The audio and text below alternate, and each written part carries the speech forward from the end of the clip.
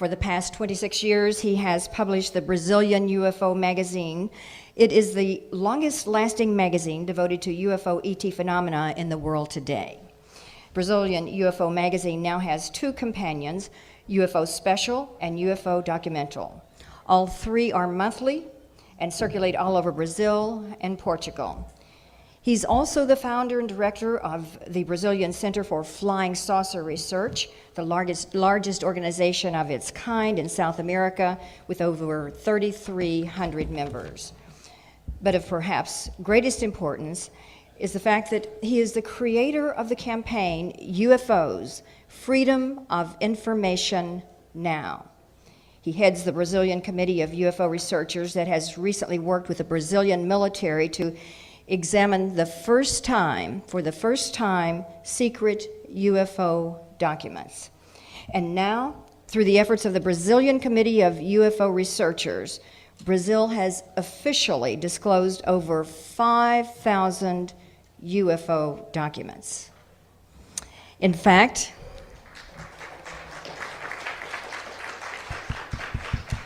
if Brazil should end up being the first disclosure nation, it will be in large measure due to the tireless efforts of our next speaker.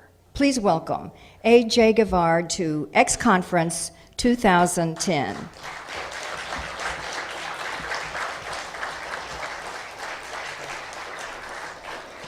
Good afternoon. Good afternoon. Are you all awake? Who had the idea of having wine just before my lecture? I was afraid that would put some of you to sleep. But now let's wake up, right? Okay. It's a great pleasure to be here today. It's a privilege, actually. I have been speaking in UFO conferences literally all over the world, mostly in South America, but also many times in West Coast United States. Over 60 times I've came here. In spite of that, I haven't yet learned how to speak decent English. I'm still trying. So if you don't understand what I'm speaking, just raise your hand. I'll try to put in different words. But anyway, that has been my dream, speaking here in Washington, D.C. But why have I dreamed about speaking in Washington, D.C.? It's because when we talk about disclosure and secrecy towards UFO subject, it all started here. In a few buildings in this beautiful town, lots of information, but I mean really lots of information has been kept away from mankind. I'm foreigner, and I'm not supposed to be speaking about domestic issues like this, but unfortunately, we have to admit that U.S. government is the power holding the biggest amount of UFO information from mankind. And not only this, but also it is the U.S. government who has, for the last decades, imposed silence to other nations, such as Brazil, such as Argentina, such as Chile, many others in South America and all over the world. According to the political situation in these nations, they would comply, they would obey United States rules more or less, but in general, if mankind still doesn't know whatever it's supposed to know about other species in our environment, other advanced species in our environment, it's because of the very strong pressure made by U.S. authorities to keep it secret. Now, can you imagine that this is going on here in these many buildings where this information has been kept secret, very serious information that we are entitled to know. But in other buildings all over the world, in several countries, there are people who think on a different way.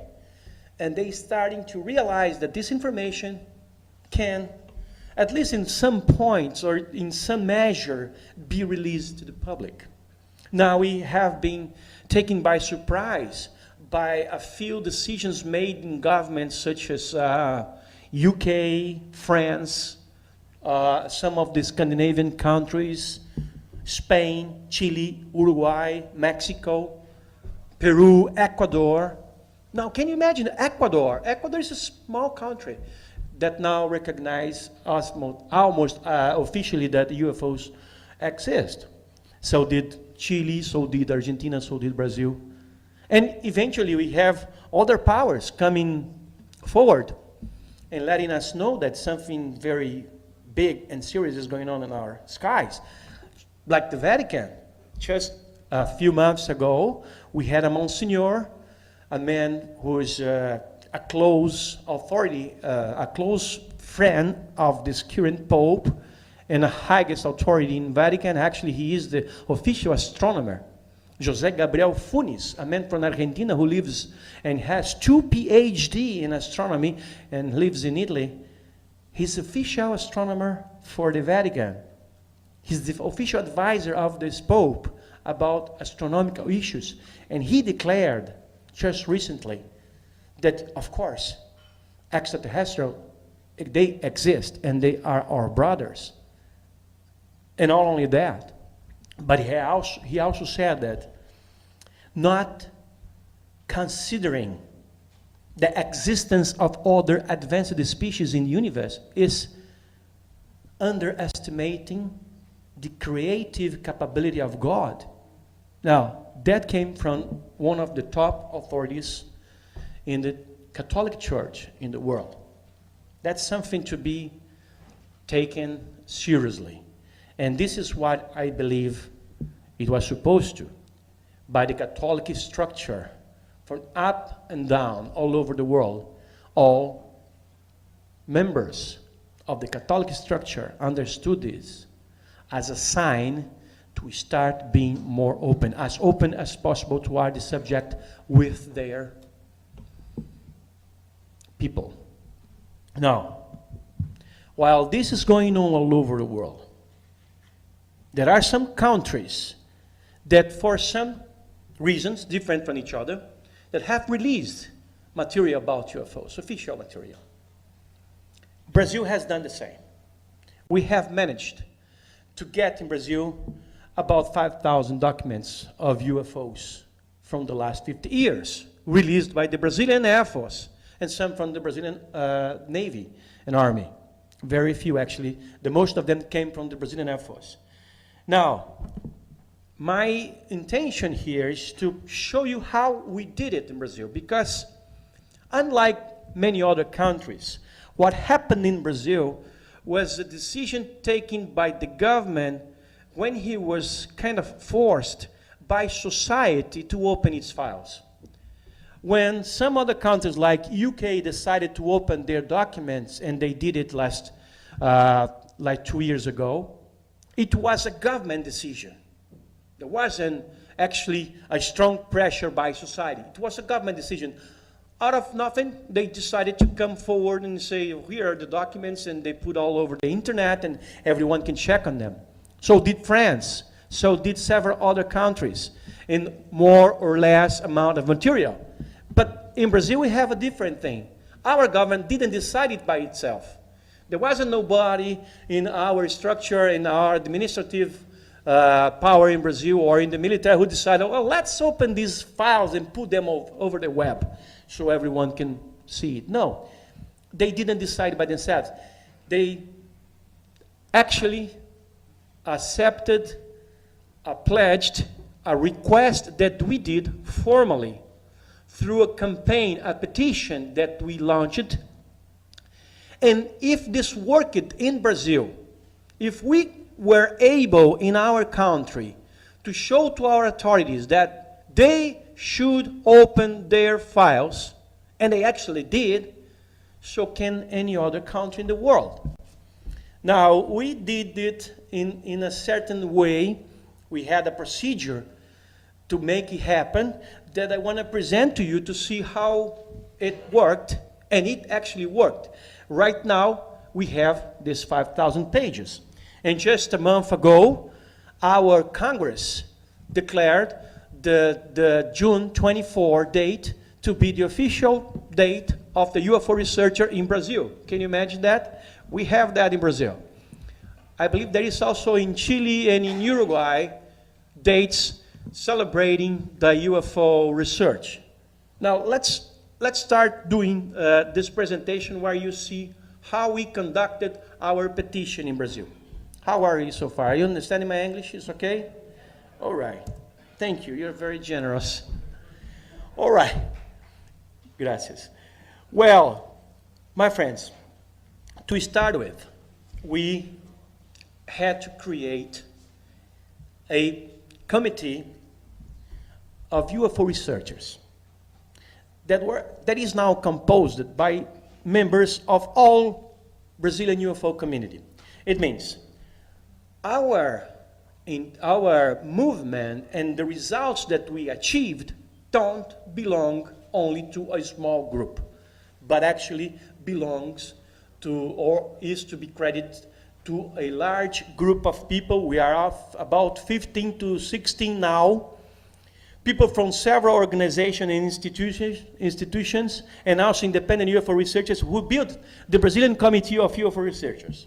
We started it back in 1996, when we organized the first World UFO Forum in Brazil, which was a conference that lasted a week long. We had 70 speakers, and by that time, we initiated a process of asking our government to come clear about UFOs to release its files. At that time, in 1996, the original founders are these guys named there. And in 2006, we have the first reformulation of our committee, putting in more people who could help us to achieve what we planned. And now, just a few months ago, we had new members coming. They joined the Brazilian Committee of UFO Researchers to help us to get into phase 3 of our campaign, which I will present to you in a minute. I was the president of it until February 2010. Now, the president is a geographer who works at the Congress in Brasilia. His name is Fernando Ramalho. Now, after the first discussions about how we would proceed in requesting the government to come clear about UFOs to release its files, sure, we realized that there was no point in coming to the government and say, hey, folks, we know you're hiding stuff from us, and we want you to come clear. You got to show us your files, everything you have. That would never work.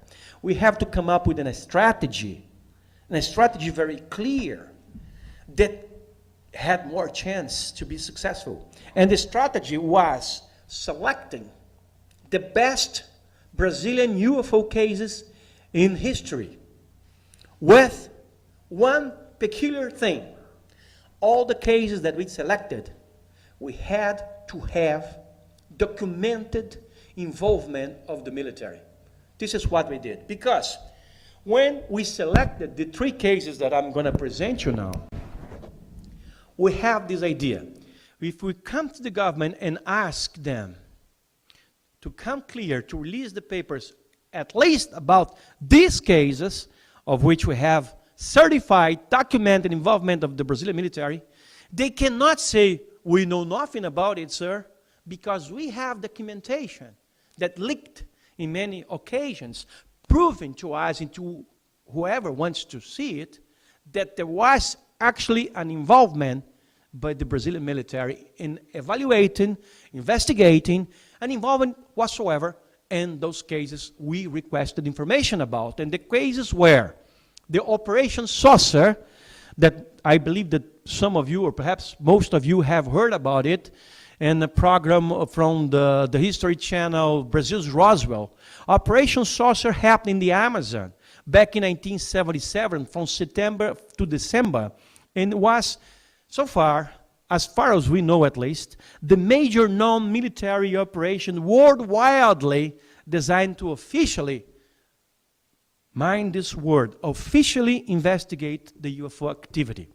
It happened in the Amazon, in the island of Colares, lasted 4 months. I'll detail this for you in a minute. This is a case from the 70s. Now, we also select a case from the 80s, which is what we call, and I quote, the official Brazilian UFO night, which was May 19, 1986, which is a big incident of a UFO flap in Brazil, when 21 spherical objects, each one of them with 100 meters in diameter, they were pursued by jet fighters, and eventually they became the pursuers of the jet fighters over Rio and São Paulo in Brazil. Case from the 80s. And of course, we also selected cases from the 90s. And that couldn't be any other than the Virginia case, of which I've spoken in several documentaries that were presented in the United States and also in some conferences. And Virginia case is one of the top crash and retrieval incident in the world, perhaps if not the biggest one ever. It happened on January 20, 1996, and it was the crash of a UFO with the capture of at least 2 creatures while they were still alive. Now, let's see these cases in a little more details. Let's start with the Operation Saucer that happened in the Amazon in September, from September to December 1977. Now, the UFO activity over some islands close to the city of Belém in the Amazon was just outrageous. UFOs could be seen day and night, starting in the years at 74, 75. It got worse in 76, and even worse in 77. UFOs were attacking people. You would be seen at close into the villages, chasing people, beaming them with a ray of light, and they would faint. People would faint for minutes, hours, and days, and eventually they would die. When they become conscious again, and they were analyzed by doctors, it was found out that they were missing blood. They were anemic. This is why this phenomena was called chupa-chupa, or suck-suck phenomena, by the people there, because they believed that not only their blood was being taken away, but also their energy. And this is a fact, because some people, I've been many times to that area and talked to so many people, and all of them had the same description. They feel like their energy was taken off them. Sometimes, for some people at least, permanently. They never regained the strength of life that they had before being attacked.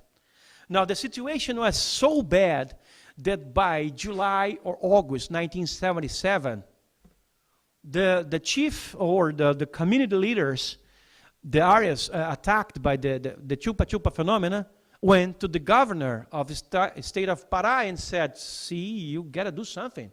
Our people is suffering.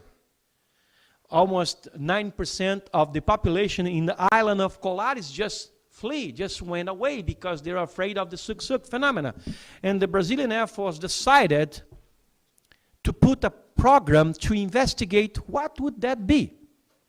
And that program was called Operation Saucer. And it was run by a man named Uiranger Holanda, which was a captain at that time and retired as a colonel. I interviewed this guy back in 1997. Now, the major facts about Operation Saucer, or this big wave called suck-suck in the Amazon, are these 5 ones that I present to you now.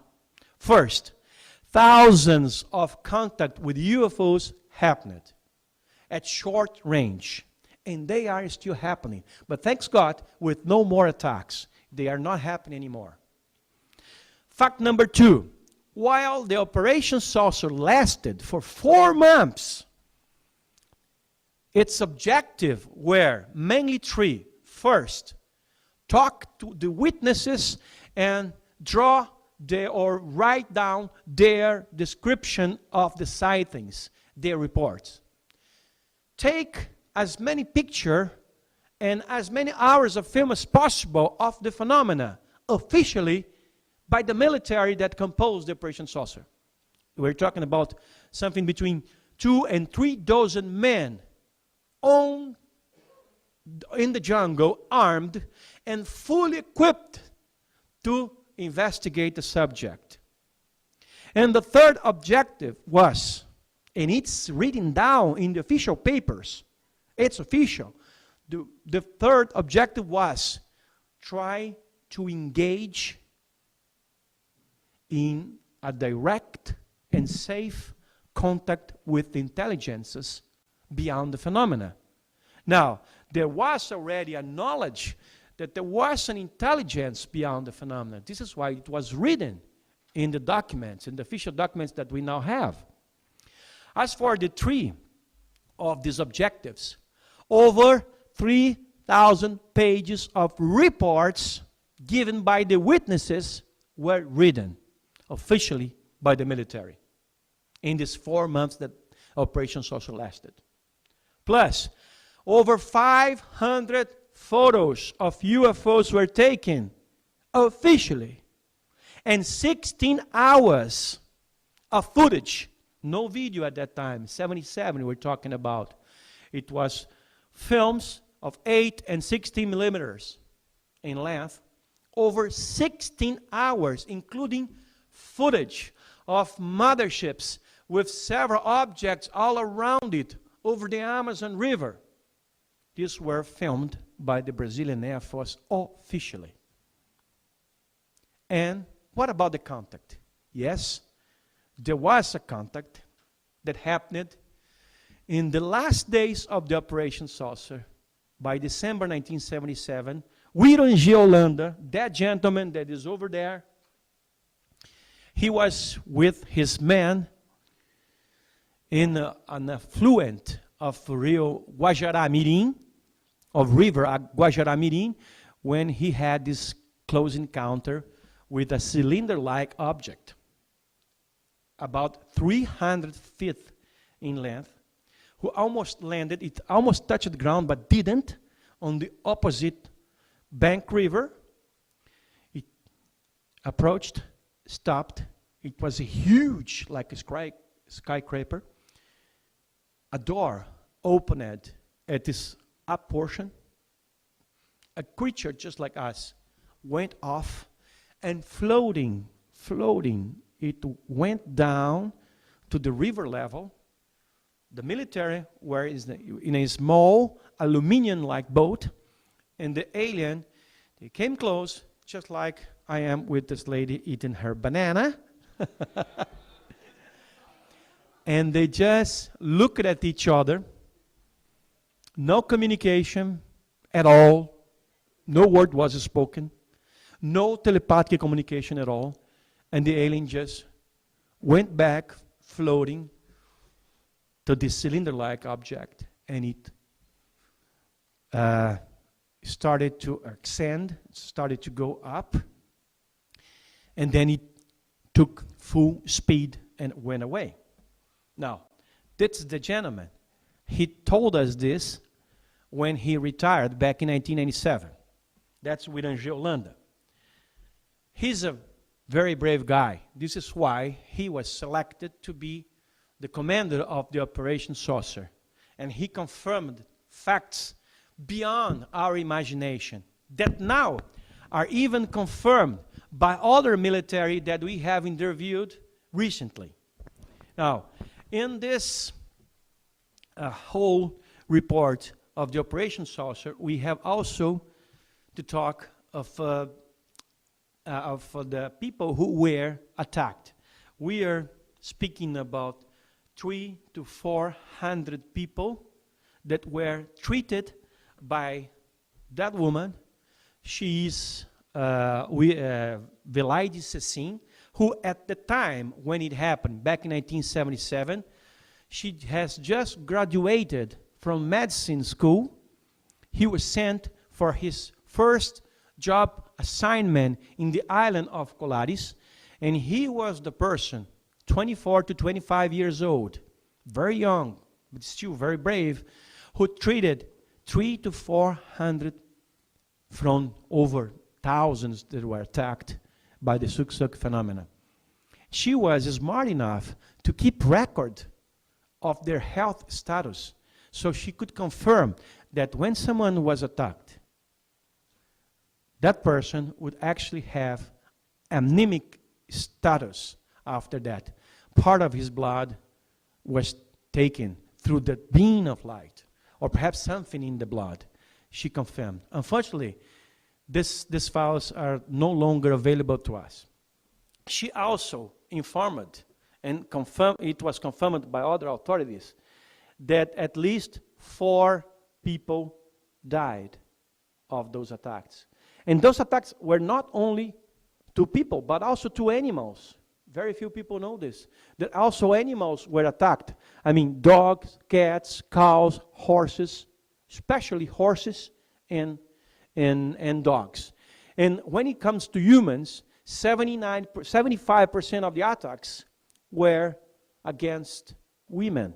They would have scars from the upper part of her thorax and the shoulder, in the neck, and sometimes the scars, they seem like the wound has been produced for many days, but instead of that, it's only for a few hours. That was something very interesting, and also very tragic. Now, that was Operation Saucer. Now,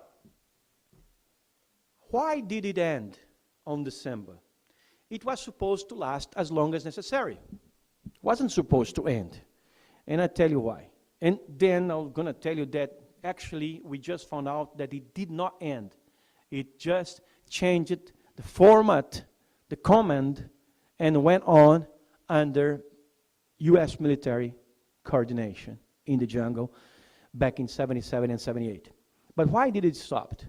Or actually, allegedly stopped, but didn't. Because even though the third objective of Operation Saucer was to establish a contact with intelligence beyond the phenomena, when it happened, the Brazilian military was so frightened that they decided to shut down, afraid of they may lose control of the situation. Now, what happened is that when that contact that I just described happened among William Gioland and his men and that big spaceship, that cylinder object, he went to his superior in the city of Belém, where there's a big airfield from the Brazilian Air Force, to report the situation as he used to do regularly every week, report the situation of what's going on in the island. When he did so, his superior, which was Brigadier Protásio de Oliveira, was so shocked to learn that an actual close encounter took place among his men and an alien intelligence, that he decided, shut down Operation Saucer. Just shut down. Bring your men, bring all the papers, bring all the photos, forget about it, don't talk about it to anyone. This is what he was told. But actually, it's not what happened. We just learned that one of our major suspicions about it is confirmed. And it is. It's just unreasonable that an operation that was designed to establish contact with another intelligence, when it happens, the operation stops, ends, it's closed. It's just not reasonable. That must be something that we still don't know. My suspicion was that the Operation Saucer was kept, but I didn't have any confirmation, any information at all about it. But just recently, a very top-ranking military in the Brazilian Air Force confirmed that not only Operation Saucer continued under a different name, much more secret, but also that it was run by U.S. military.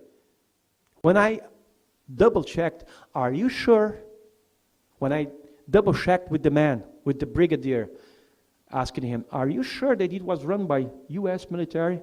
He said, come on, AJ, at that time, if it wasn't for United States, we wouldn't have tires, we wouldn't have gas, we wouldn't have anything to fly our planes, to run our operations anywhere in the country.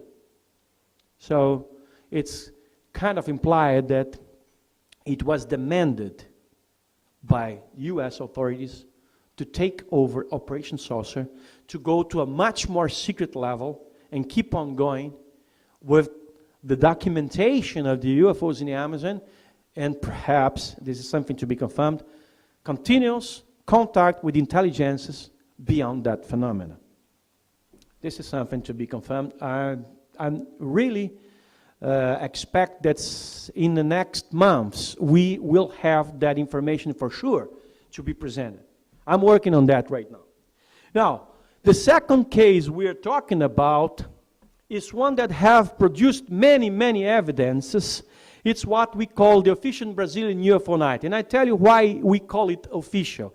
It's because it was such a big phenomenon that happened on May 19, on the 9th of May 19, 1986, that in the other morning actually, the Minister of Defense had to go public and national televisions in Brazil to declare, yes, my fellow Brazilians, something happened last night. Our jets have been chasing strange phenomena in our skies, and we are engaged in full investigation of the subject, and we should come up with a report in 30 days, which never appeared to us, at least to us. But the military, the top-ranking militaries in Brazil, they had access to that paper, to that document.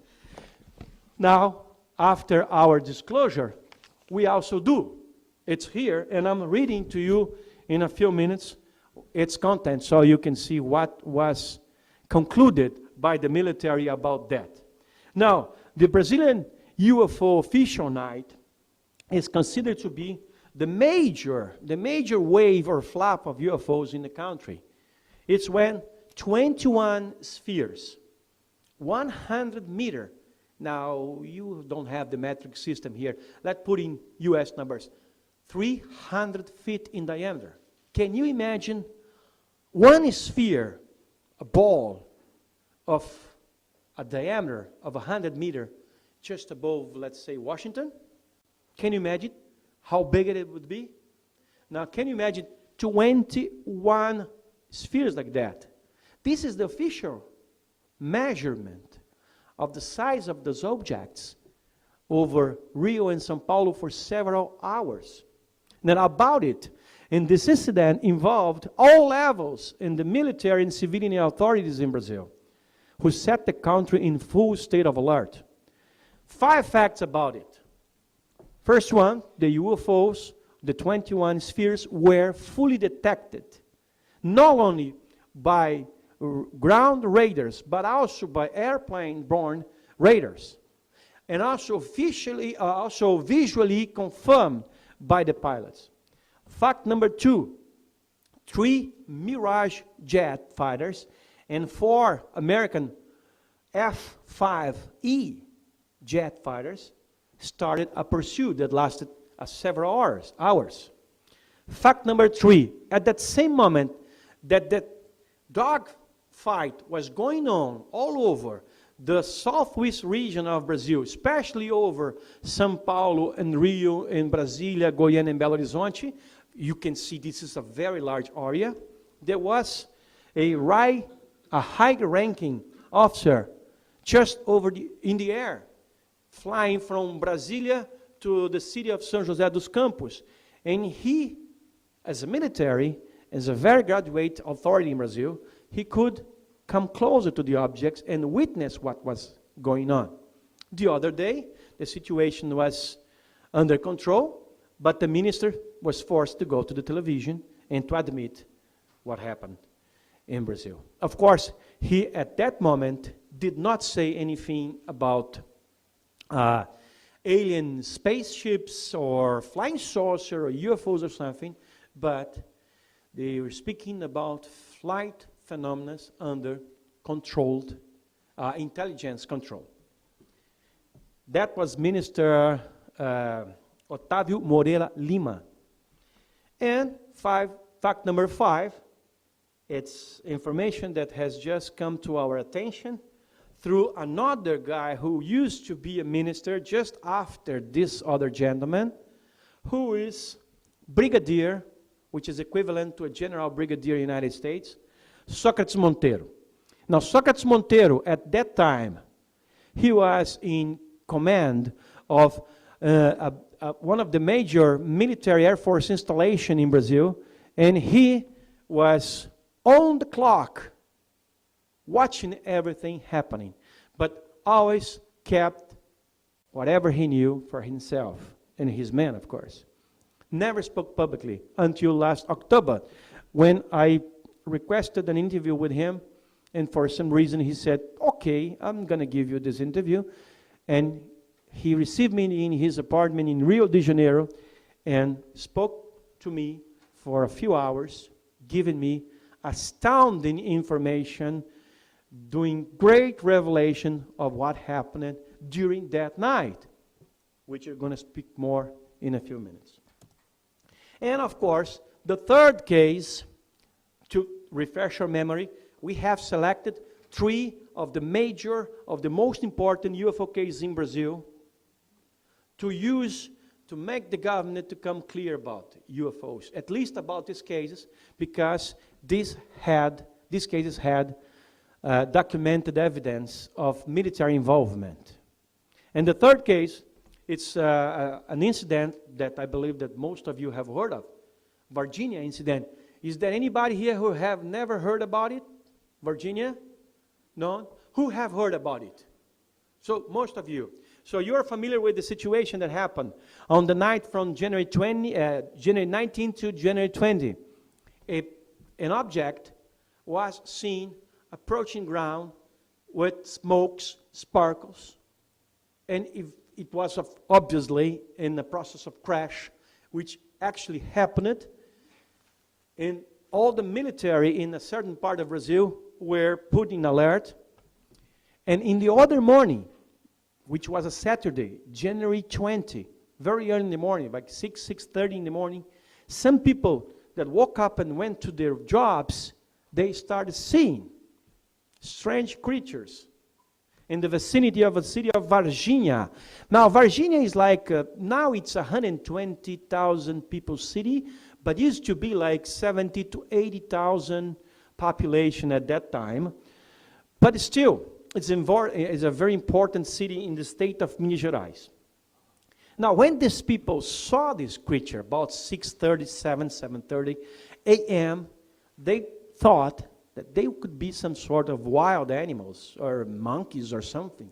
And they called the fire department of the city of Varginha, because in Brazil, when you see such a creature, when you see such a wild animal or a monkey or something, and sometimes we do have it.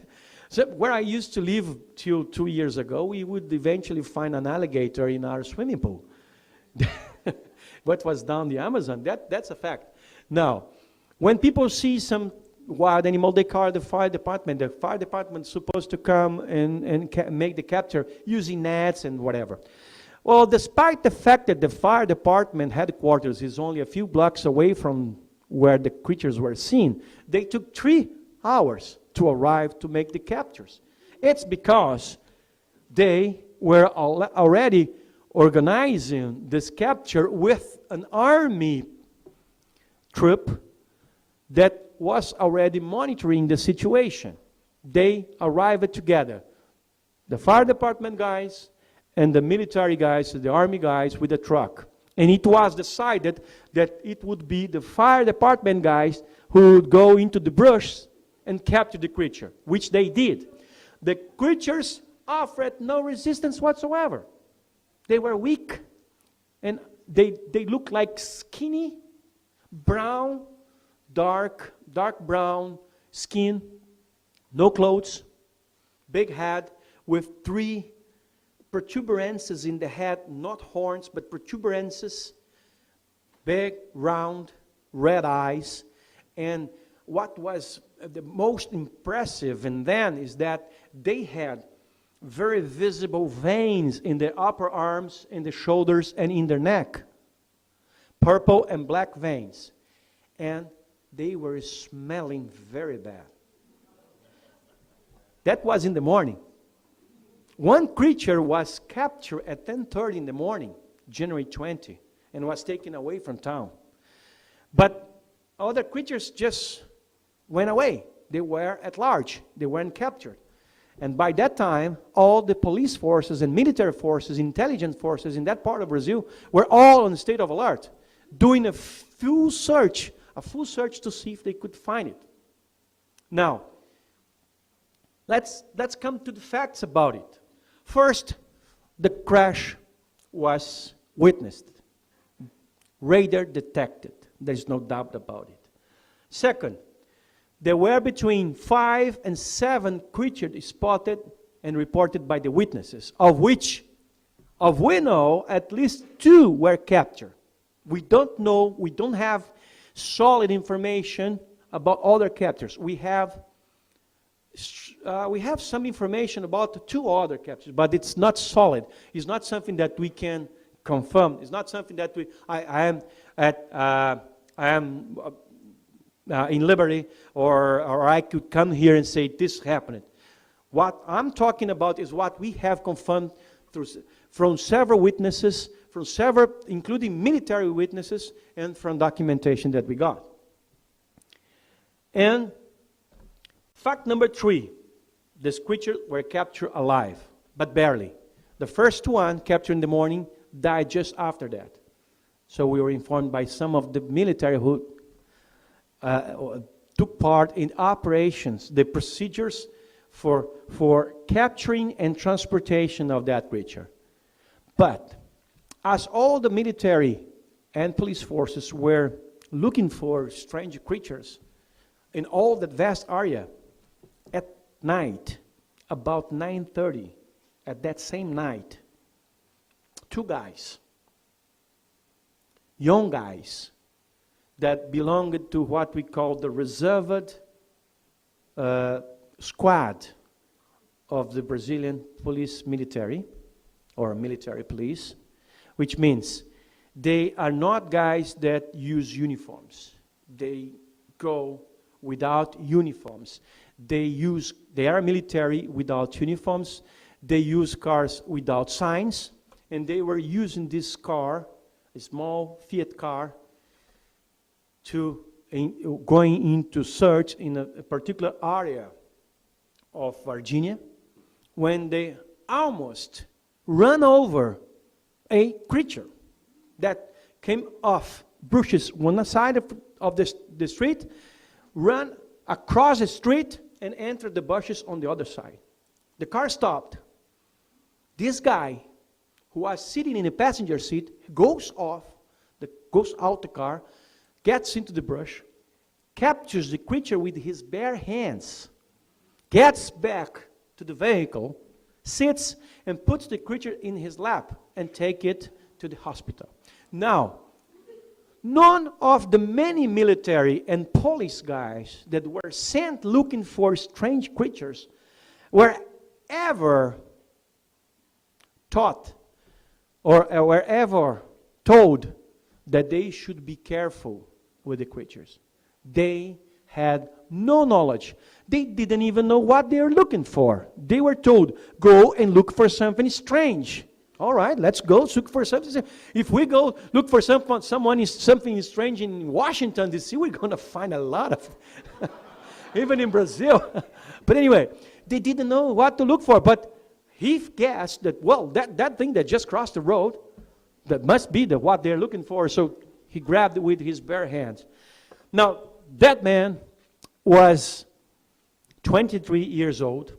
His wife was pregnant of twins, which he never saw, which he never met. They are now beautiful teenagers, 2 girls, living in Virginia. And he was on leave. He was not even working at that night. He was asked upon to work by his commanders and said, go look for something strange, son.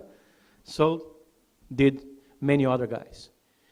And after 3 weeks that he took part in this capture procedure, he died. His immune system was shut down. He had an infection, which was treated and healed. Then he had another infection in his armpit, his left armpit, who took it to an intensive care unit. his situation was getting worse and worse. There was nothing that could be done, and this guy eventually died. Now, he died of an infection that we all can get any time of the day. Most of us, if we are healthy, we can get these infections, and our body will deal with it. We don't even have to take pills for it.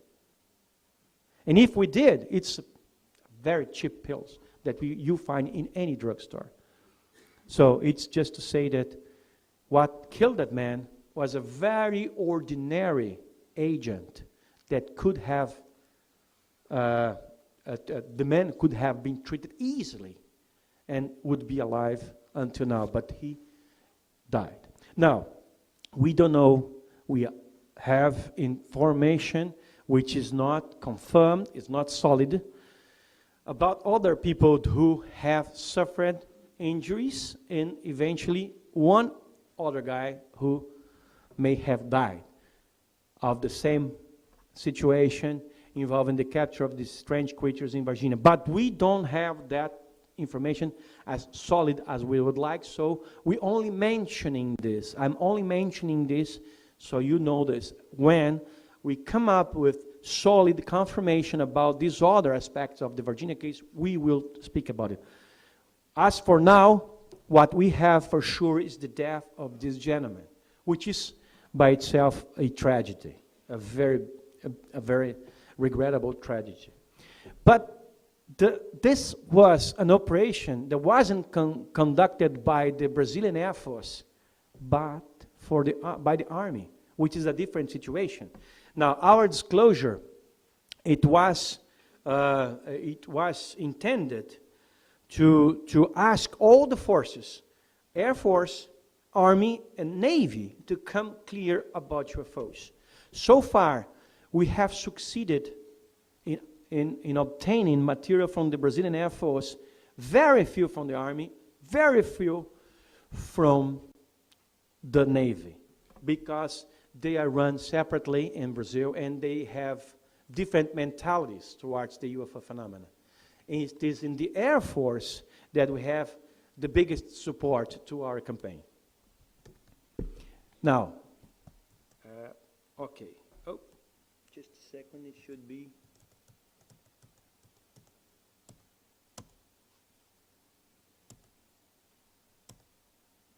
Okay. Now, then, having these cases in our hands, fully documented, with the involvement of the Brazilian Air Force, we decide to release the campaign, or to start the campaign, UFOs Freedom of Information now. Now, this campaign had, at that time, one phase and a designed future phase, number 2. The number 1 phase was what we call the Brazilian UFO Manifest. It was launched in March 2004, and it was basically the collection of signatures to be added to a petition that should be delivered to our government with some facts about UFOs. And guess what? Through the magazine website and through the editions, the printed editions of the magazine, and our other organizations that are connected to us, we could gather 70,000 signatures of people that supported our campaign. And phase number 2, if that first phase didn't work as we planned, the phase number 2 would be the Brazilian UFO dossier, which is a little more strong document that was eventually released on December 2007. It was a formally engaging in official request for the release of specifically listed UFO documents, and in this case, we had to use a federal act number 11,101-205. Now let's see how it works. But before, let me tell you that we have designed this campaign to go on, and if necessary, we would launch a phase number 3 to make all our requests meet with approval of the government. So far, we have succeeded in getting a lot of documents, but still it's not enough. It's not what we want, or at least not all of what we want, and we still may go on with phase number 3, which I will describe to you shortly. Okay, what is the phase one? The phase one is pretty basic. We issue a document called the Brazilian UFO Manifest. We put over the net. We spread all over the country. We send to the press. We send to the congressmen. We send to the people. Everybody that is connected to UFOs and people who should know about what we're doing. And we basically stated 4 facts or 4 truths about the UFO phenomena, of which we are all very well familiar with. But most people are not. And these truths are, first, the UFO phenomenon is real. There's no doubt about it. Whatever it is real. All right? The UFOs, and this is truth number 2, are of extraterrestrial nature. I mean, extraterrestrial, they don't belong to this planet at this time. If they come from this planet in the future or other dimensions, I don't know. Or if they come from other planets. They are all different possibilities that can work separated or together. Anyway, what we mean is that they don't belong to any nation in this planet. What used to be sightings in the middle of nowhere, appearing in farm places and places that have very low population. Right now, sightings are all over big cities in entire world. Now, we have sightings here in Mexico, as we have in Brazil, as we have in Lima, Peru, as we have in Quito, Ecuador, as we have in Los Angeles, as we have in New York, Paris, Sydney, London, you name it. Like in Mexico, we have had fleets of dozens of spheres in the sky in broad daylight, which are filmed separately by different persons in different parts of town. They call them flotillas. And this is one of the biggest thing in ufology ever. Now, if you see the videos that have been put over the net, especially on YouTube, of the flotilla, where there are lots of them that can be balloons, but the real ones, they are just outrageous. They show so perfectly clear how these intelligences are approaching us so boldly. They don't care more to be hidden from us. They must, or at least I believe that they want to be seen and acknowledged. Now, if we have these 4 facts put together, UFO phenomena is real. They are of extraterrestrial nature. They show a continuous approach, and their activity is incessantly growing. The 4th truth, which we presented to our authorities in our petition called Brazilian UFO document, Brazilian UFO Manifest, couldn't be any other than it's time for action. This is basically what we asked our authorities. Let's do something about it. And we, the civilian UFO researchers, we want to team up with the military forces in Brazil to put our knowledge of this phenomena, our talent in leading with this phenomena, with the resources that you so abundantly have to reach answers about these other species in our skies, in our land. Now, when we did so, we presented this petition on May 20, 2005 to our authorities. Our targets were 3. First, of course, the President Luiz Inácio Lula da Silva, a very famous guy all over the world, because he's believed to be a very democratic, a leader in South America and this and that. But actually, he has some interest for the subject, but showed or issued no comments of our petition. Neither did the Minister of Defense, whose interest about UFOs is unknown, and he issued no comment whatsoever about our petition. However, the Air Force commander at that time, in 2005, Luiz Carlos da Silva Bueno, which of course is very interested by the UFO phenomena as a top-ranking military in the Air Force in Brazil, that he also issued very positive comments about our campaign. And on January 2:05, I got a call at my office from a spokesman from the Brazilian Air Force to say that the Brazilian Air Force officially acknowledges and appreciates our petition, our movement, UFOs, Freedom of Information Now, and we, the Brazilian Committee of UFO Researchers, are officially invited to go to the Air Force headquarters in Brasilia, the federal capital, to see the documents that we wanted to see. The documents about the 3 cases that we officially requested.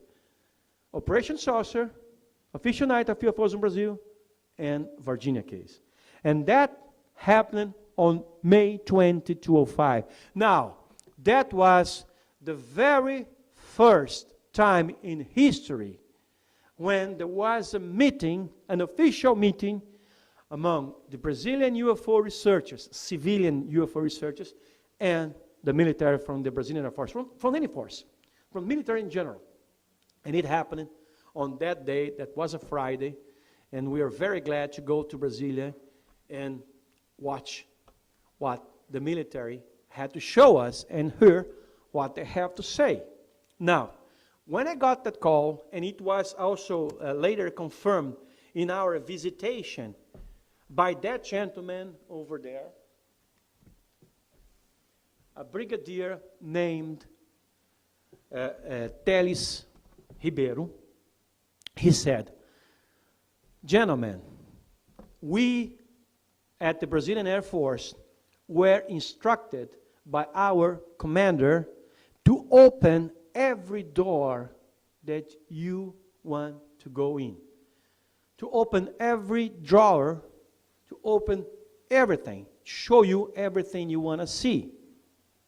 This is actually what happened during that morning when we visited the Center of Air Traffic Control in Brazil, which is also a facility for defense called SINDACTA, where I presented to our authorities.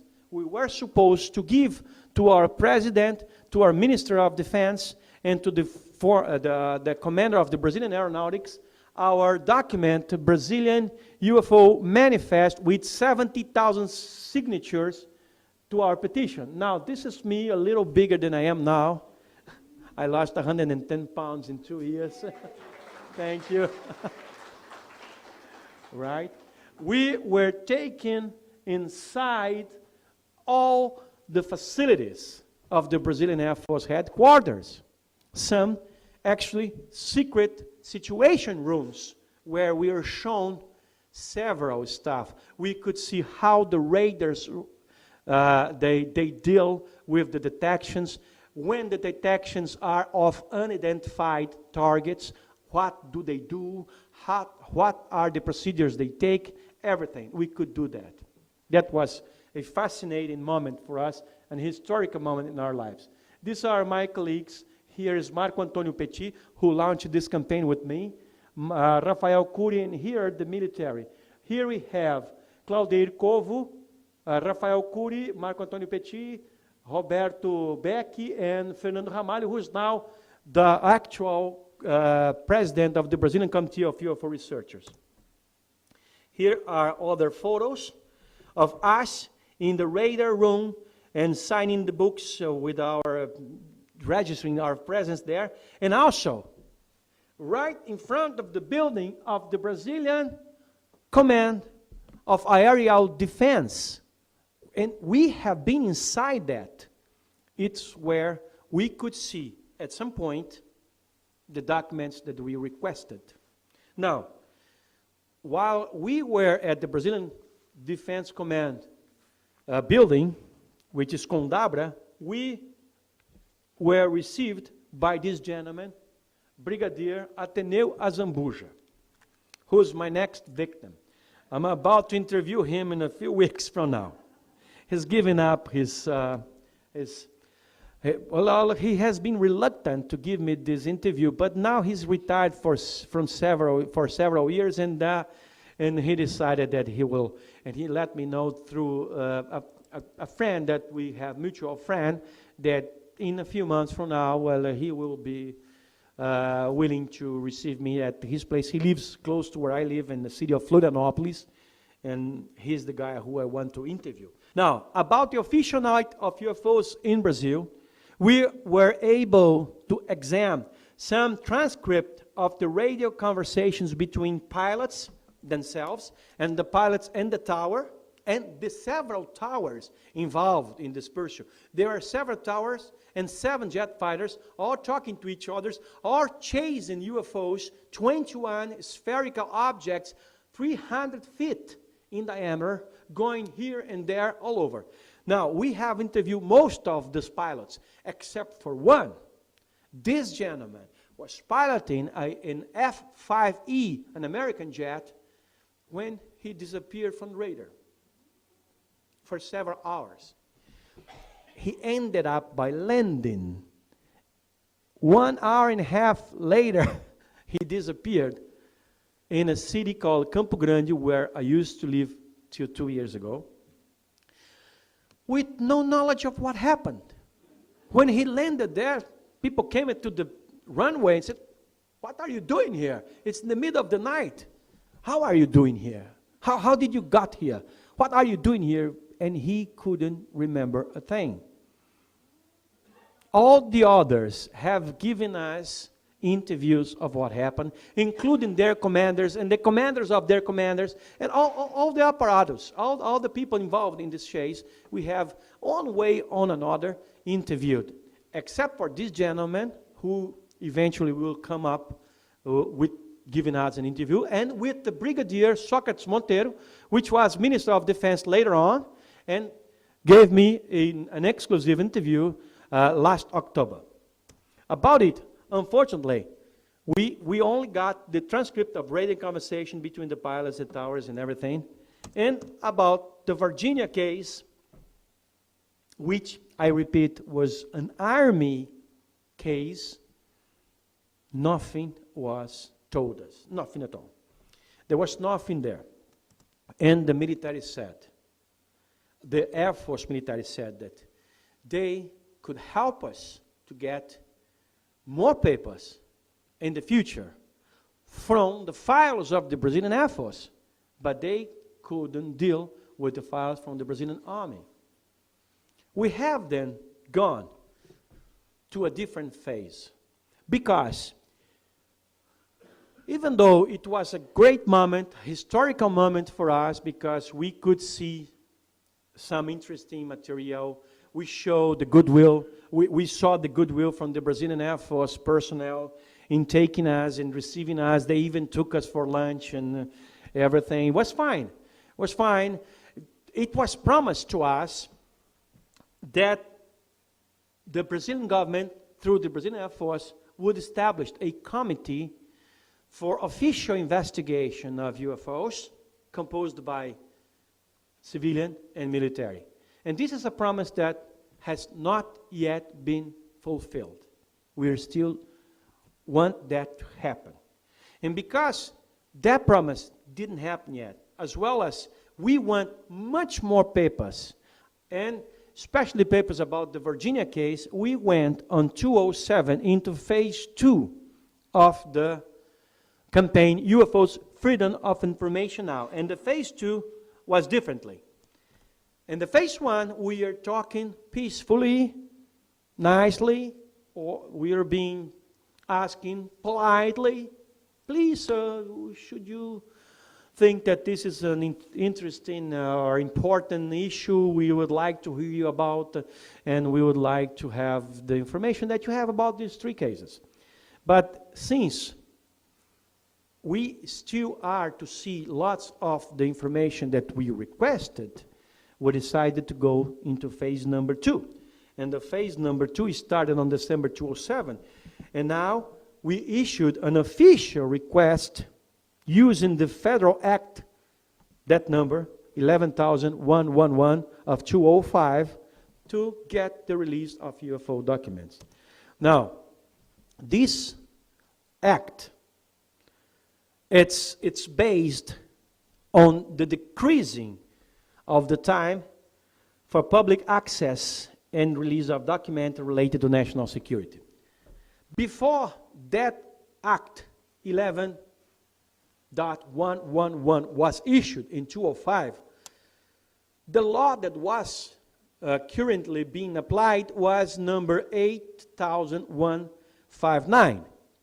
And the difference between the two of them is this one. While the law or the act, the previous act, determined that documents and information pertinent to national security could be kept away from public for 50 years. Now, it's only for 30 years. And there is now another law that can be approved in the Congress in the next month that will get this to allow this to 20 years.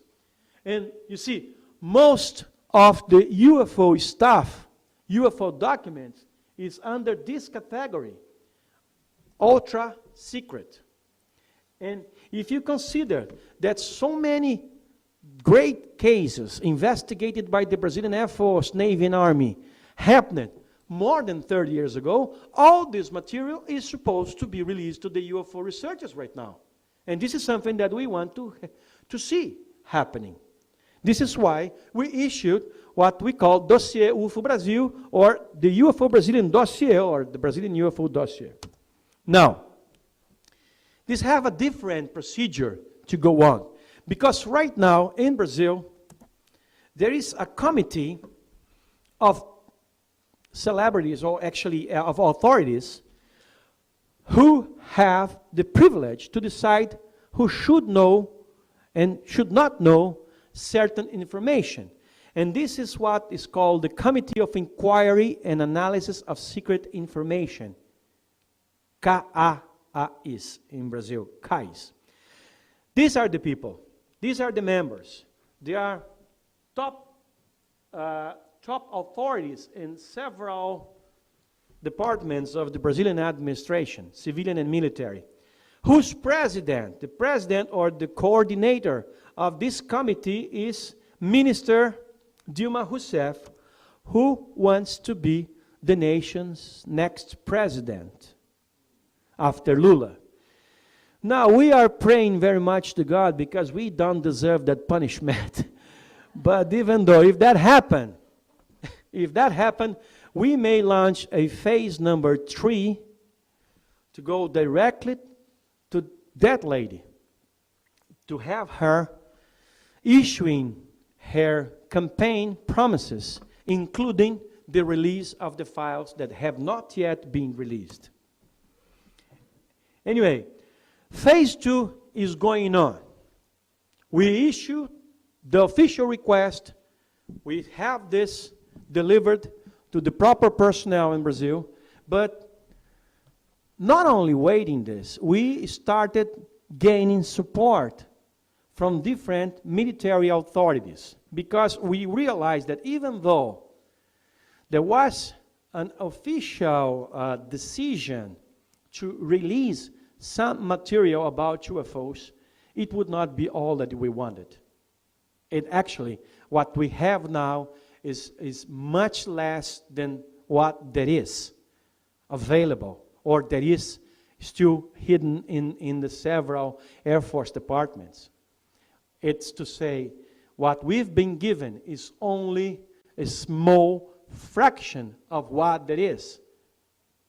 Secrets that we are requesting.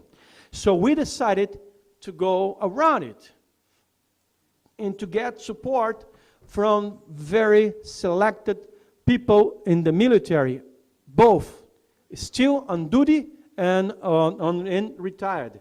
And these are very influential and recognized Brazilian military that have given us support, among many others. I have chosen only 5 of them, so we can do this short, and because if I bring all the rest, we will stay here for 2 or 3 days, speaking of what their supports are about.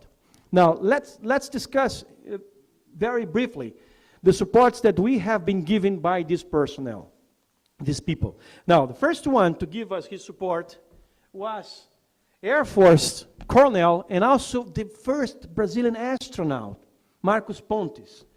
He is a very influential guy in the military in Brazil. And he said to us in an interview that was published in the Brazilian UFO magazine just a few months ago, that there are many things in the universe that we still don't know. All right. All ignorance will let us believe that there isn't life out there. Okay. The movement, UFOs, freedom of information now on a national scale can generate many results. Right, thank you. But what he's told us, and it was made public, is that censorship is not an option anymore. And it is necessary that our authorities, and he is an authority, not only recognize the seriousness of the UFO phenomena, but also take steps to reveal it to the nation. It came from this gentleman. From another gentleman, who is Air Force Colonel Antonio Celente Videira, who is also a high-ranking military of the Superior School of War in Brazil. He said that the opening of the secret UFO files in Brazil is a historical landmark. Okay. But now, these documents produced by the Brazilian military became important pieces in the analysis of the alien presence on Earth and for the improving and expanding national security. He's a strategist. He belongs, and he's actually one of the directors of the Superior School of War in Brazil. He's a consultant to many governments. He's a strategist. So he thought as a strategy when he gave us this information. And he also said that, I think that this is a very reasonable course of action, an equation involving flying saucer. He openly used the words flying saucers. This is very important. What I'm showing you is very important. Now, this gentleman, he not only gave us this interview and his fully support, as he started to go with us public about UFOs. He is now taking part in several of our UFO conferences in Brazil, presenting what he knows about the subject. And guess what? He joined it, and now he's a member of the Brazilian Committee of UFO Researchers. He is now one of the guys who is asking the government to come clear about UFOs. Isn't that something? Now, the other guy that I interviewed recently is another colonel from the Brazilian Air Force called Gabriel Brazil, who took part in Operation Saucer, but he was quiet for some time, then he decided to talk. And he gave me this statement in a very long interview. I just selected portions of the statements given to us by this gentleman. And Gabriel Brazil told us that he saw an official film of an alien ship. He used these words. He saw an official film of an alien ship approaching the forest. We're talking about the Amazon. It came down from the sky and threw a ladder for its crew to get off the object. But they soon returned to the ship, and it took off from the area, leaving a trail of intense light and allowing the military to take many photographs. Now, the most important part is this. All this photo, and now there is another confirmation of evidence of UFOs in Brazil, are now in the Air Force Command, Condabra, in Brasilia, and should be made public at once. Another guy that we interviewed, and this is a really gentleman, he has also, as well as Celente Videira, the other colonel, this is a brigadier and a former commander of the Brazilian Airspace Defense Command, who I play with him, I kid with him when I say, he is the guy who had the key of the safe where all the UFO secrets were kept in Brazil. And this is a fact. He laughs when I say this to him. He laughs, but this is the reality. He owned the key. That the key was in his hand. And that's a figurative language, of course. He had access. He was the guy who had access to all the documentation. And he once told me that. It was in March 2008. He gave me an interview and he said, when I asked, how much document are we talking about? What is the size of the files or the weight of it? And he told me, we have over 12 tons, 12,000 kilos. You put that in pounds, that's going to be something in between 25, 26,000 pounds of UFO papers, photos, footages in Brazil. And he said that he was commander of the Brazilian Airspace Defense Command. He ordered all the airfields in the country to gather all this information that was scattered all over, to put together and send to Brasilia. This is when he realized that he had over 25, 26,000 pounds of official, secret UFO information, photos, footage in Brazil. And this is what he told us. The release of UFO files will not cause any harm. It will not put the nation at war. It will not compromise national security. And it will not cause panic. Because of that, he said, so all secret UFO files must be disclosed. And when that happens, now notice this. Pay attention to this. And when that happens, the UFO phenomena will no longer be an exclusive concern of the UFO researchers, but it will also be a subject for discussion by the entire nation. This is precisely what we want. We want an entire nation discussing this. This is why we're doing this campaign. And you know what? This gentleman was the guy who prepared a form. Actually, there was an official form that should be filled by every pilot flying in Brazil, either Brazilian flying in Brazil, civilian or military, or foreigner pilots flying in Brazilian territory. If they see an unusual object, a UFO, which in Brazil is called traffic age, and aeronautics language, traffic age. If any pilot see anything at all, doesn't matter how long the sighting takes and whatever it happens, as long as it is in Brazilian territory, this pilot it's mandatory that he lands, or when he lands, that he gets a form at a specific room in any airport of Brazil and fill it with information about the sightings.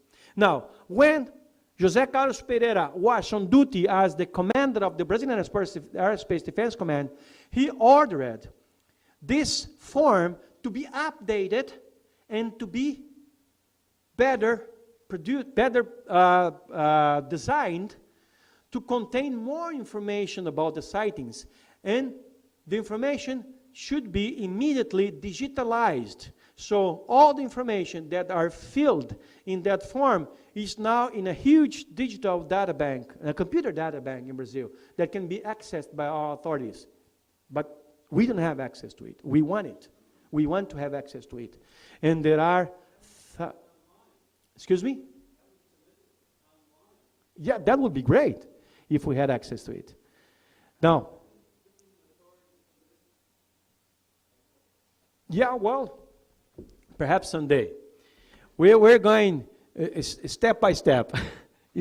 Sometimes a few steps at once, but we're going slowly, but we're going to get it. We already got this gentleman to admit that the Operation Saucer material was that we had information about, 3,000 pages, 500 pictures, in 16 hours of footage. We also had this gentleman confirming to us that the Brazilians have that huge amount of papers and documents and everything. It is all being kept in the Brazilian Airspace Defense Command in the building in Brasilia. And also, we had this gentleman confirming that they have thousands of reports for the last 5 decades of UFOs seen by pilots in Brazil.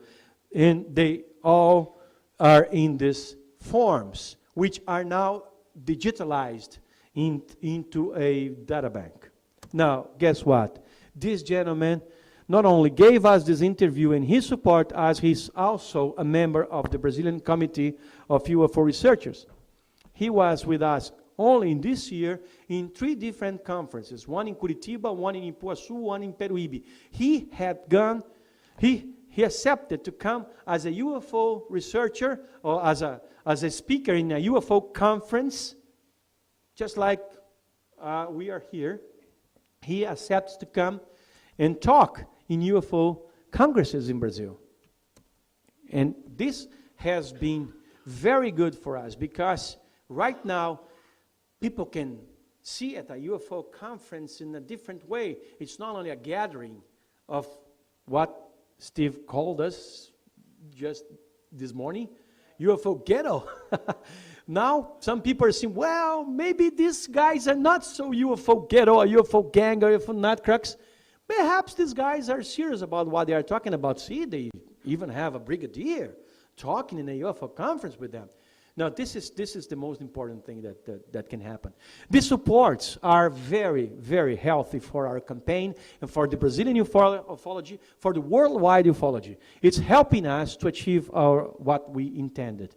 Now, the 5th support that we gained just recently came from another brigadier. See, the brigadiers are the top guys in the military rank in Brazil. This is a 4-star brigadier, like a 4-star general. And he was not only minister of the Air Force in Brazil, but he was also commander of the SINDACTA, which is Integrated Center for Air Traffic Control and Defense in Brazil. And he received me for a visit last October, and he gave me this very interesting interview. It's a very long one. All of these interviews are online in Portuguese, in Spanish, and in English. You can go to our website, which is ufo.com.br. Just go on Google and say UFO Brazil. You'll be taken to the Brazilian UFO magazine website, ufo.com.br for Brazil, and you'll find all these interviews, transcript, and you can check on what they saw. It's much more than I'm reporting to you here. But let's keep to this part of the interview given by Sócrates Monteiro. And he said, Brazilian military have been monitoring the action of UFOs in the country for decades. We know that, but this is another confirmation that we pretty much enjoyed. But this is the thing. Without explanation, the Brazilian military, only filed the reports. What else can be done with them? However, he admitted or confessed to us that in one case, and he's talking about the official night of UFOs in Brazil, the UFOs detected by radar developed a velocity and a speed. They reached a speed of 4,000 kilometers an hour, which is 2.5 thousand miles an hour, which is a lot. Now, the other piece of declaration that he gave us is this. UFOs have a technology far more advanced than ours. And if I was asked to declassify the archives when I was Air Force minister, I would have done so. And he said that the current minister of defense of Brazil has to do that now. We are expecting that to happen. Thank you. Now, because of all this, the 2 phases of our campaign, because of the passion that we have put in this, and pursuing our objectives, and going after one after another military in Brazil to see who of them can give us interviews to support our campaign, we have reached these supports, and we have obtained in separate dates since 2008 and on over 5,000 documents of UFOs in Brazil, officially. These are hundreds that were declassified so far. Not only documents, but also photos and lots of stuff that can now be accessed by any person in the country. Some of these documents, they show maps with UFO roads, or they show UFOs landed, or they show UFO sighted by multiple witnesses, including military, pilots, all sorts of cases, some of them very, very impressive. And guess what? Our campaign has not ceased. We are still doing this. And while we talk, there is people in Brazil, my people at the Brazilian Committee of UFO Researchers, working. And because of that, much more documents are coming. Day after day, we have something coming. Right now, we have papers from the dates, from the decades, because let me tell you that the government is releasing by decades. We had the 50s, the 40s and the 50s, then we have the 60s, the papers for the 60s, then we have the papers for the 70s, we have the paper for the 80s. We're not expecting, and it's going to happen anytime now. Perhaps when I go back to Brazil by Thursday, I'm going to find that the government has released the papers for the 90s, and then the year the last decade. And when it released the papers for the 90s, maybe Virginia will be among it. We don't know. But anyway, the documents keep coming. And we keep doing whatever we have to do to get the information out. Lots of paper. It has given us a lot of trouble to put all this information in a proper format, because when the government releases it to us, it's such a bulk of paper that we spend hours in classifying this thing, getting all in PDF formats and everything, so it can be published in the Brazilian UFO website, so can everybody see it. Right now, if you go to our website, you'll find over 5,000 to 6,000 pages of UFO documents that you can download, all in PDF formats. I'm sorry, all in Portuguese as well, but maybe in the future we're going to have this in English. I don't know. If we find that all the translators that are taken to put this into our language, into your language, and in Spanish also. All right. But among this 5,000, almost 6,000 pages of UFO documents, we have some pearls, we have some treasures, some very interesting material, impressive material. And in one of them that I brought you here, which is a document that was signed by the brigadier, again a brigadier, General, this time a 5-star, José Pessoa Cavalcante de Albuquerque. He is reporting to the official UFO night. Now, you remember when I told you that the Minister of Defense at that time, he was forced, because of the situation was so badly, so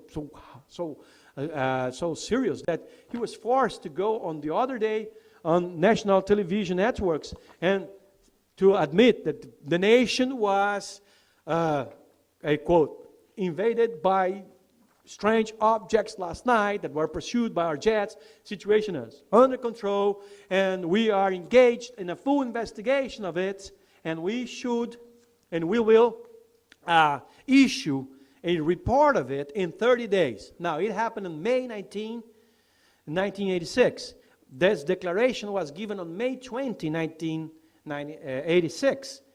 30 days after that would be June 20, 1986. On June 20, 1986, we're all over his door waiting the report to come up, which it never did. Okay, let's wait 60 days, July 20. No signs of the paper. Okay, let's wait 90 days. Let's go back there on August. And again, no sign of any report about it. But guess what? We thought that maybe the military just forgot about it and there is no paper at all, no report at all. But we were taken by surprise by a few papers that were among the ones that were released for the decade of 80. And one of these documents is this one, which is confidential. It was signed by Brigadier José Pessoa Cavalcante de Albuquerque, dated June 2 or June 2nd, 1986. And I have just a small portion of it. It is the conclusion of this command that the observed objects were solid and under control by some sort of intelligence because of their capacity of pursuing the fighter's formation. Now, if we have a few more minutes, do we? We still have, I don't see Steve. We do? All right. So let me read a few pages. Only 45 pages. I'll read 32. Okay. Forget my enthusiasm. Can't help. All right. I'll go to the paragraph 2.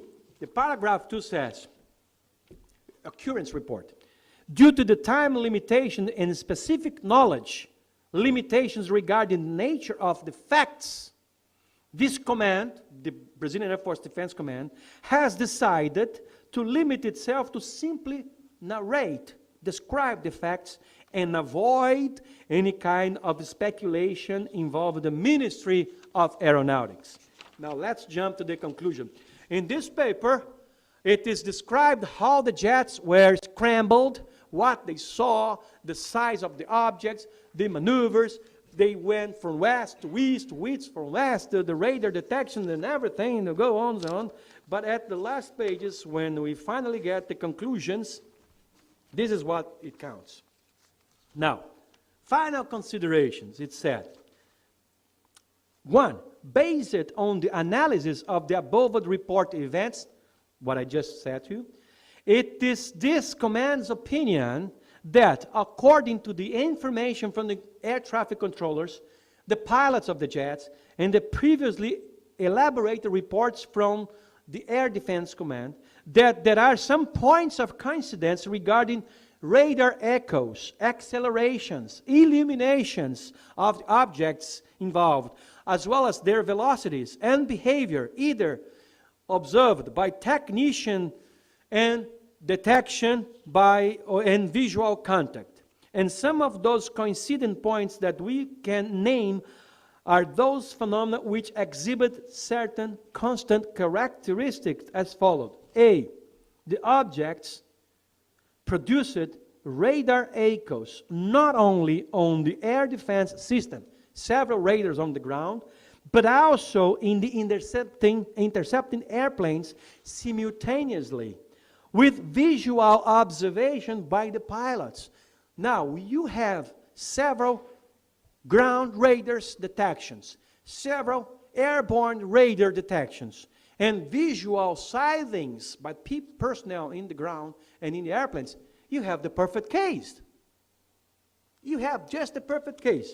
Now, item number B. It is strange to notice the change in the velocity that came from subsonic to supersonic speed, besides hovering capability. Item C. The objects had varied altitude from below 50 feet high to above 400 feet high. D. Occasionally, the objects were white, but also could change color to green and yellow, showing intelligent, luminous behavior. E. They showed sudden acceleration and deceleration capability. They are describing a UFO here, or am I wrong about it? I am on the impression that they are talking about an extraterrestrial vehicle. Is that so? Now, read this. It looks like we're talking to a witness of a UFO, and you are seeing this in an official report. And item number 5, item F is that the object had sharp turns capability with constant radius and sometimes with undetermined radius. Item 3 is that the conclusion of this command is the observed facts in almost all presentations is that the opinion of this command is that the phenomena is solid and reflects some sort of intelligence by its capacity to follow and sustain distance from the observers, as well as to find information, and are not necessarily manned craft. This is signed by José Pessoa Cavalcante Albuquerque, which is a brigadier from the Brazilian Air Force. This document is also at the Brazilian UFO magazine website. Now, this is a very historical landmark who was achieved through the campaign UFO's Freedom of Information Now. That is, during the so-called Brazilian UFO night, official UFO night, what we call an invasion, the military were in full alert and in control of the situation and made all the necessary steps to evaluate what was going on. Not only pursuing, but also to find out what happened. Now, also, during the procedures of our campaign, we came across some material that was released officially by our military that is also very impressive. And among these papers are color drawings of UFO cases made by the military in field investigation, in official field investigation. These are some of them. Now, we're not talking about the civilian UFO researchers. This is what we basically do when we go to the field. How many of you are field investigators? How many of you have investigated cases in your life? Please raise your hands. All right. So what we do, we go to the field, we talk to people, we take their reports, we check reports from other witnesses, and we draw what they saw. We do color drawings of UFOs. This is something that the civilian UFO researchers do. Now, what we found out that in a committee called, just a second, let me go up here.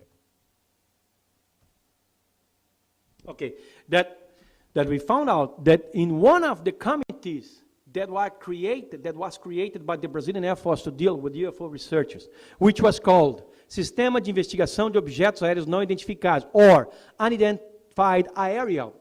Some of the papers, instead of flying objects, they would say aerial object. Instead of unidentified object, they would say unidentified aerial object. Investigation system, which was part of the 4th Aeronautics region in Brazil, in São Paulo. This committee investigated many, I would say several dozen cases of UFO in several states of Brazil, including of landings. And the military that performed these investigations, they come back to their headquarters and they made color drawings of UFOs. Now, what you are seeing is not drawings made by civilian UFO researchers. And you won't find this kind of thing in the papers released by any other country in the world. And we have this in Brazil from the 60s and from the 70s. Material in full color of UFOs landed with their doors open, with parts of them, with a triplan landed and a triplan in the door. These are cases investigated officially by the Brazilian Air Force, who, just like civilian UFO researchers, this military, they did their job well, and they did, including color drawings of the sightings that they investigated. This is something that we don't see every day, folks. When have you ever seen this in an official paper released by any country in the world? It's something that you don't see. But you can go online into our website and you find it. You can download it. Now, the great question is, the biggest of all is the cover-up policy maintained? Now, you see an ice back there. Much probably you may guess what I'm about to say. Is the cover-up policy maintained? Even though there are so many countries releasing papers. We have England, we have Spain, we have Peru, we have Chile, we have so many countries. We have Brazil now. Is the UFO secrecy still kept in Brazil? Yes, I'm afraid so. I'm afraid that what we have been given, not only by Brazilian authorities, but any other authority in the world, what has been given to the public, folks, is only the tip of a big, big iceberg. Because the military mentality didn't change. And I had come across many military to know how they think about it. And they think like this. If it's something that we don't know what is, in details, we won't talk about it. And if it's something that we can't control, that's definitely when we're not going to talk about it. That's precisely the UFO phenomenon. They don't know. They are as lost as we are in most of the cases. We have our theories, we have our guesses, we have lots of ideas, but for sure we still need to know more about this subject. We need to know much more. We are only in the beginning of our investigations. And even if the disclosure goes on as we would like it to go, and it definitely will, in a few months, or perhaps in a few weeks, perhaps tomorrow or in a few days, we're going to have the 90s documents and for the year 2000 released. Even though everything that we may get will be only a tip of the iceberg. The hardcore, the XXX files about the UFO phenomenon, the alien presence in this planet is yet to be kept secret. The declassification or the disclosure in Brazil, that's something that I want to make very clear. It's not for us, the UFO researchers. Of course, this is what we want. But we actually want the public, we want the society to know what is going on. This is why we started this in the first place. And this is why we put so much pressure, we put so much passion also to get it done, to make it happen, to make the documents to come clear, to make the documents to reach the public. And they are not being given to us, the UFO researchers. There is no paper in my home given by a military, like they knock at my door and say, hey, Mr. A.J. Gevaerd, you have been requesting paper from the Brazilian Air Force. Here they are. No, that's not what we asked. We asked the documents to be accessible to everyone. And where? At the National Archives in Brasilia and in Rio de Janeiro. This is what we want. We want everybody to know what's going on. Now, it's up to each one of them, to every one of us, to make the best use from this documentation. As to us, the UFO researchers, our intention is to show that we, without any doubt whatsoever, are being visited by several species that are more advanced than us, that are looking for something here that we have, that we may not know what it is. But in time, we will. This is it, folks. Thank you very, very much.